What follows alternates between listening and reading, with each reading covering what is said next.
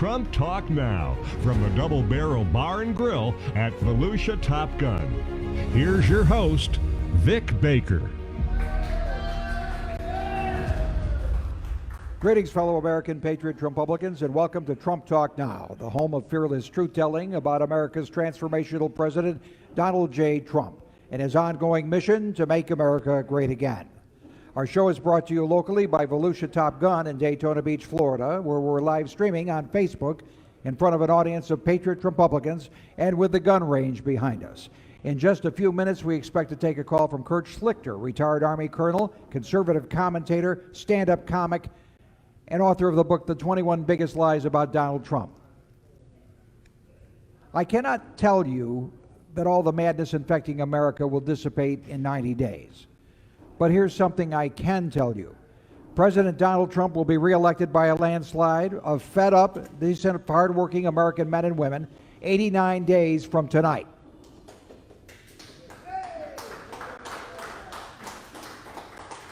The rioters have resumed their raucous ransacking of the streets of Portland. The police have been protecting the U.S. District Courthouse and other federal buildings since the feds left there in the end of July. But now the Antifa mobs are targeting police precincts in Portland, a city whose very name translates into the land of the left. Just this week, Tucker Carlson showed us the rest of the police body cam video of the events preceding the death of George Floyd. That's what lit the fuse. In police custody. You can look at it yourself and judge whether Minnesota Attorney General Keith Ellison was telling you the whole story.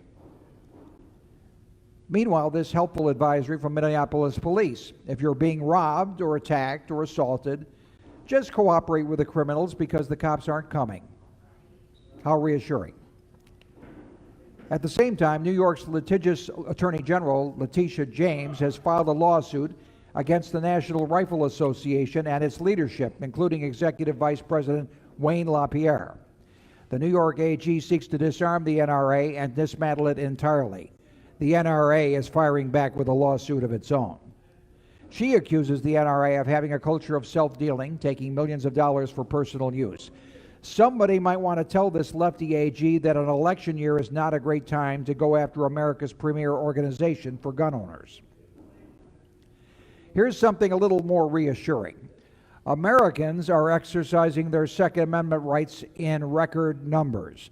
The FBI reports 3.6 million Americans, background checks for Americans who bought guns in July. That follows a record of 3.9 million in June.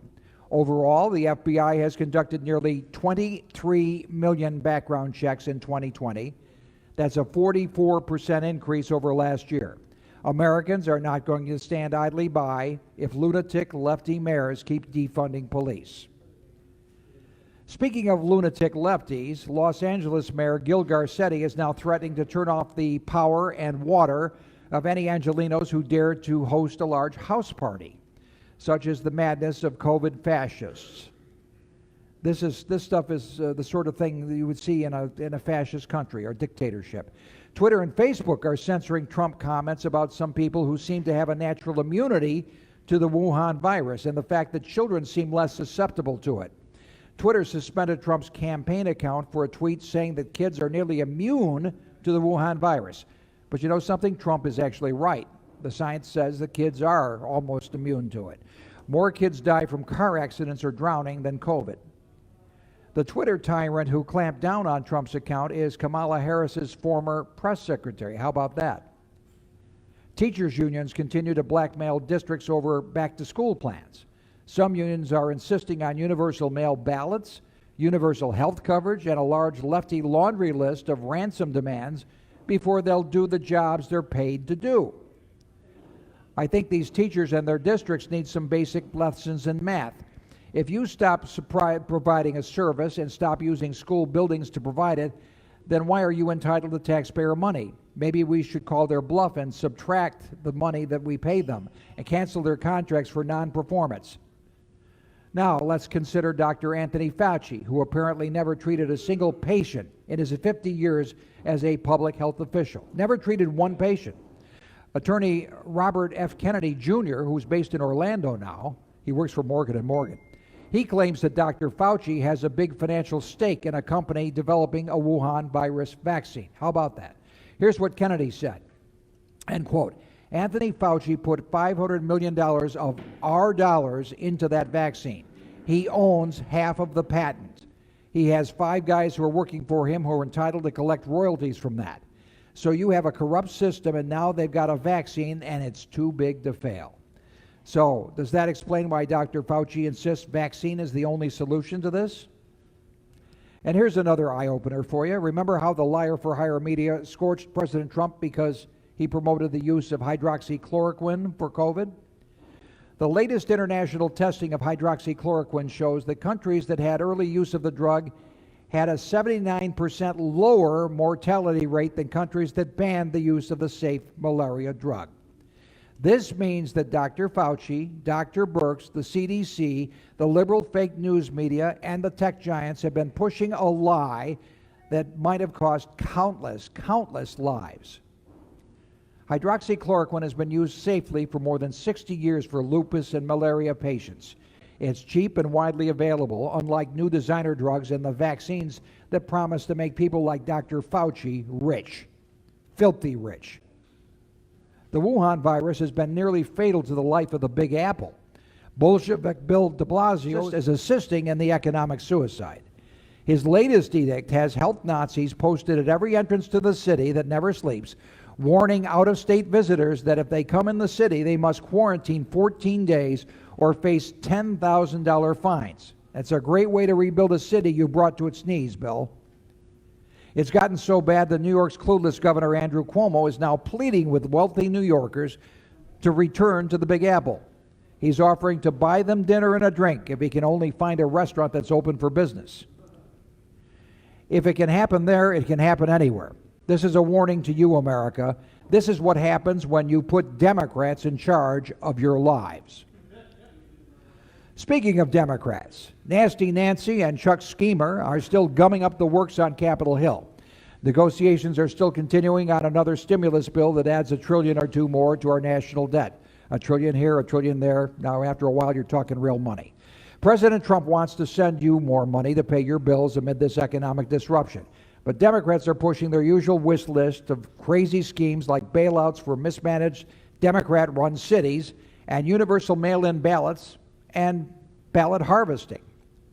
Trump wants to limit the bill to $1 trillion for items including individual payments to Americans and supplemental unemployment benefits, maybe less than the $600 that gives you an incentive to stay home instead of going back to work. The Democrat demands would inflate the bill by trillions. Fiscal conservatives like Rand Paul are sounding the alarm. Now the Democrats are desperate to force universal mail-in ballots on America. Here in Florida, we have a secure system that allows you to opt in for a mail-in ballot. But that's different from the Democrat scheme that would send ballots willy-nilly to every American voter, whether they request one or not. That's an invitation for mammoth nationwide fraud. Elsewhere on Capitol Hill, former Acting Attorney General Sally Yates took a socially distanced hot seat before Lindsey Graham's Senate Judiciary Committee this week. She threw crooked cop James Comey under the bus, blaming him for the fake FISA warrants. The best moment came from Missouri Senator Josh Hawley, who expressed his astonishment that Ms. Yates was so oblivious to the misdeeds of her DOJ employees, including disgraceful FBI Director Comey. Here's a sample from Senator Hawley. I seem to detect a pattern here. Ms. Yates testifies she has no idea what her deputy was doing as she facilitates contacts between the political opposition research and the FBI, has no idea these applications she signed materially misled a federal court. Just like Mr. Rosenstein said he had no idea. Nobody appears to know anything in this government, and yet somehow a federal court was deliberately and systematically misled so severely that they now say they cannot trust anything the FBI did. The Democrats argue that we have to vote by mail because of COVID. Now that's a load of crap. If you can go to Walmart, Publix, or Home Depot, you can go out and vote. The dirty little secret is that they want to steal this election by confining us in our basements like Hyde and Biden. By the way, Biden will not travel to Milwaukee for his non-convention. He'll give a virtual acceptance speech closer to home. Now President Trump says he may deliver his acceptance speech address from the White House lawn.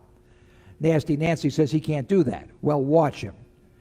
Here's a little history for you. In 1944, FDR was famously renominated for an unprecedented fourth term by the Democratic National Convention in Chicago. But FDR was not in Chicago. He was on the West Coast. He was, after all, commander-in-chief in the middle of World War II. And when it was time for the president to give his acceptance speech, he was already en route to Pearl Harbor for a meeting with his Pacific Theater commanders. So he gave a radio speech to accept his nomination from a naval base, federal property, the same as the White House. Yes, he can do it. Biographer Nathan Miller, in his 1983 biography, FDR, An Intimate History, wrote the moment up this way. He said, Roosevelt established the theme of the campaign in his acceptance speech, broadcast from a railroad car at the San Diego Naval Base. In other words, using his role as commander-in-chief, Roosevelt used federal property, a U.S. naval base at that, to deliver his acceptance speech. No Democrats complained about that.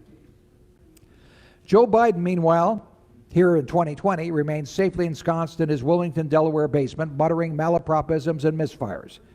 His campaign insists that he's prepped and ready to debate Donald Trump. Trump wants to move up the first debate, sensing Biden's expiration date is approaching.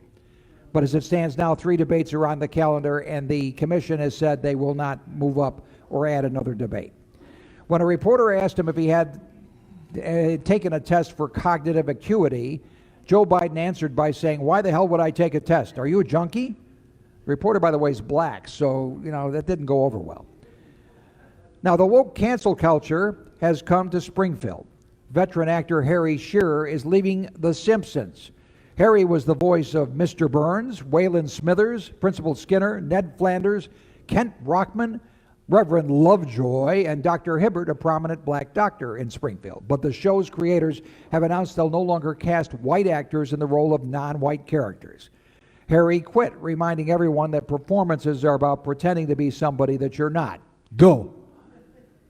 Just remember, my friends, in 89 days from tonight, we will deliver our verdict on the woke culture, cancel crowd, police defunders, anarchists, socialists, deceitful Democrats, and deep state plotters.